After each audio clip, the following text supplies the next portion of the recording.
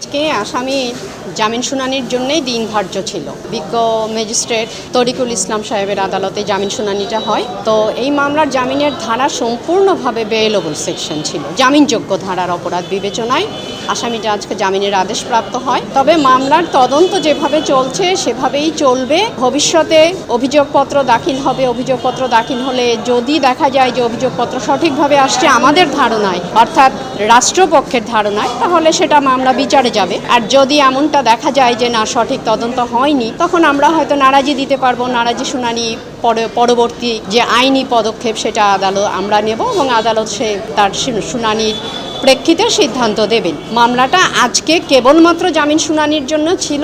জামিনযোগ্য ধারা আর মহিলা বিবেচনায় আসামি জামিনের আদেশ প্রাপ্ত হয়। অবশ্যই পরবর্তী শুনানির দিন ধার্য না, পরবর্তী তারিখ ধার্য হয়েছে তদন্ত অন্তে প্রতিবেদন আসবার জন্য। তদন্ত প্রতিবেদনের জন্য পরবর্তী তারিখ ধার্য।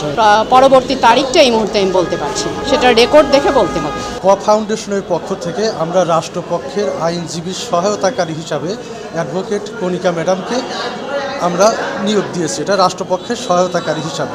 আজকে যেটা জামিন হলো এটা আইনানুগভাবেই, কারণ এই কেসটার প্যাটার্নই এরকম, এটা হতেই পারে, এ নিয়ে আমাদের কোনো বক্তব্য নেই।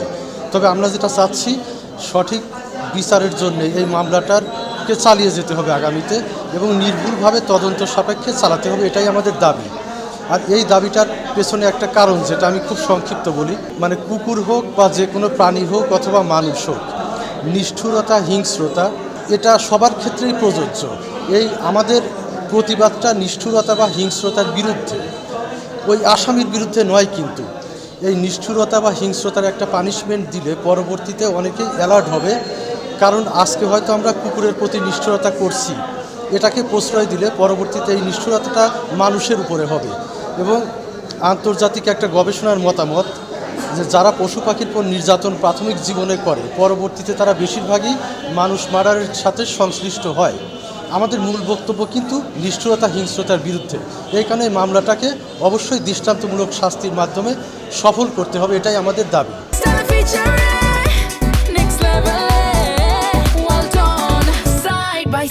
Free